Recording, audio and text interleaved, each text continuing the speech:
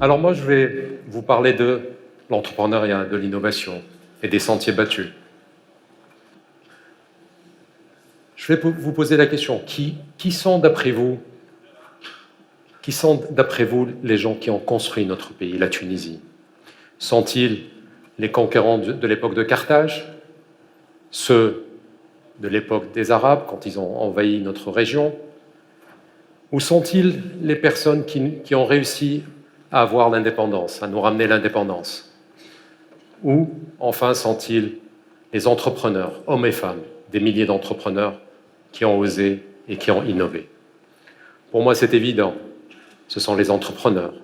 Ce sont ces personnes qui ont passé leur vie à combattre et à vouloir réaliser leurs rêves et à oser. J'ai un peu plus d'un demi-siècle.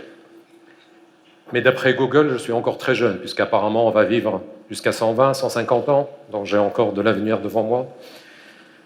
Et pendant mon expérience, donc de par mon travail, on investit, on accompagne les petites et moyennes entreprises, des sociétés familiales en Afrique.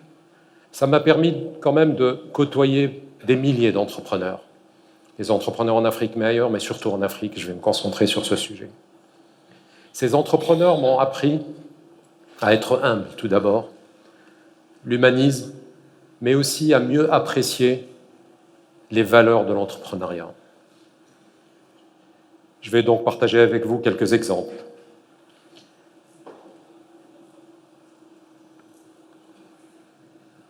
Quand on voit un peu les entrepreneurs qui ont réussi un peu partout, mais surtout en Afrique, on se rend compte qu'il ne faut pas beaucoup de moyens pour réussir.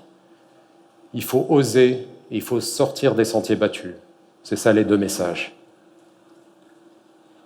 Ces gens-là qui ont passé toute leur vie à faire face à des contraintes qu'elles soient administratives ou financières, ce qui a fait leur salut, c'est leur volonté d'avancer.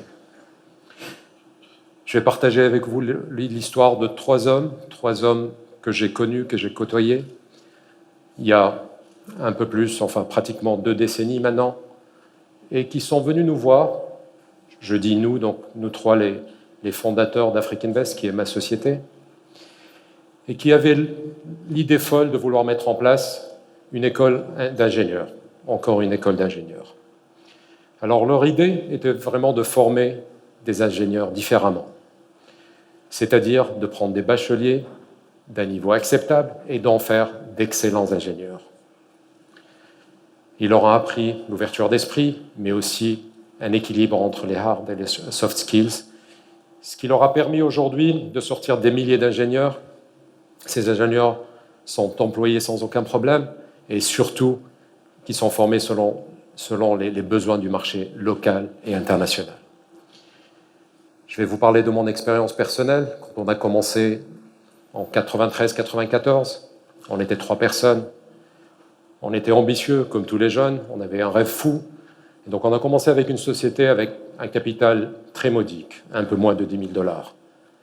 Et l'idée pour nous, c'était, on avait déjà cette idée folle de vouloir aider les sociétés familiales à évoluer, les accompagner dans leur développement.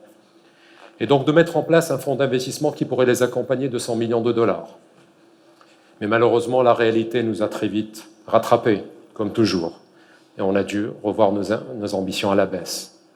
En effet, nous trois, on a dû diviser nos salaires par 4.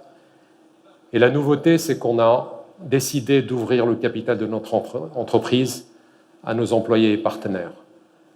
Et le seul but, c'était vraiment de recruter les meilleurs et surtout de les retenir, sans payer des salaires exorbitants. Au vu de l'exiguïté du marché tunisien, on a tout de suite pensé à aller sur l'Afrique, et récemment aussi sur l'Europe, refaire le même métier, accompagner ces PME pour s'attaquer à des marchés locaux et des marchés internationaux. Et notre première réaction quand on a mis cette boîte, c'était de faire de notre entreprise une boîte normale, comme on dit chez nous en Tunisie. Et que veut dire normal? C'est-à-dire tout sauf une société uniquement tunisienne. Ce qu'on a fait, c'est mettre le paquet pour qu'il y ait le maximum de diversité.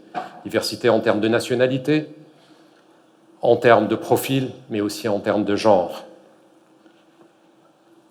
Et c'est ce qui fait notre richesse, qui a fait notre richesse aujourd'hui. C'est vraiment cette diversité.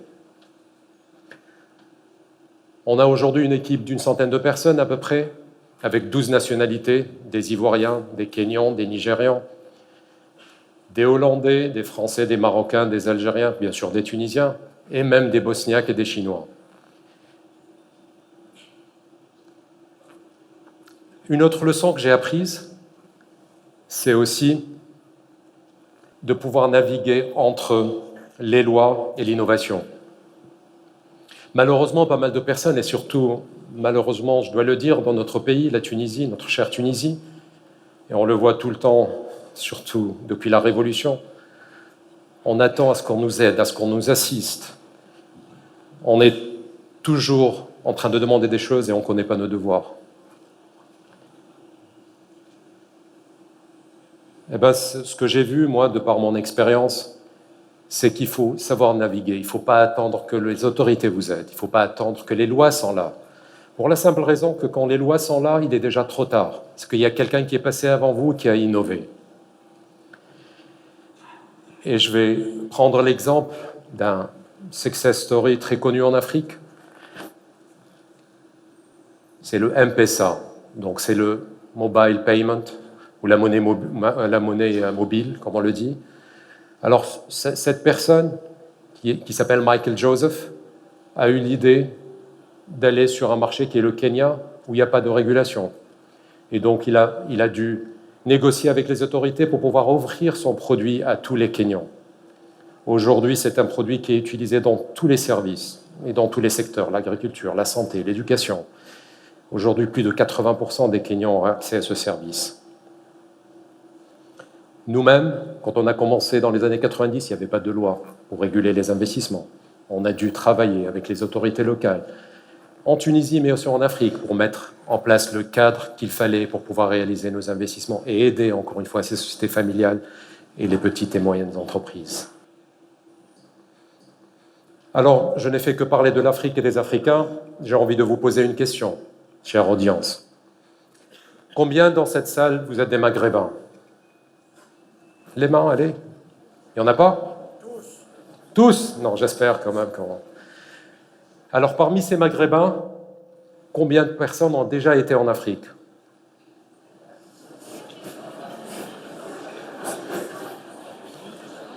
Qu'est-ce qui se passe ? Il faut que tout le monde, tous les Maghrébins lèvent leurs mains. Nous sommes l'Afrique, nous sommes en Afrique. N'oubliez pas que la Tunisie a donné son nom à l'Afrique. C'est grâce à ces sociétés qui ont innové, qui ont osé aussi ne pas regarder uniquement vers le nord, ou vers l'est ou l'ouest, mais regarder vers le sud.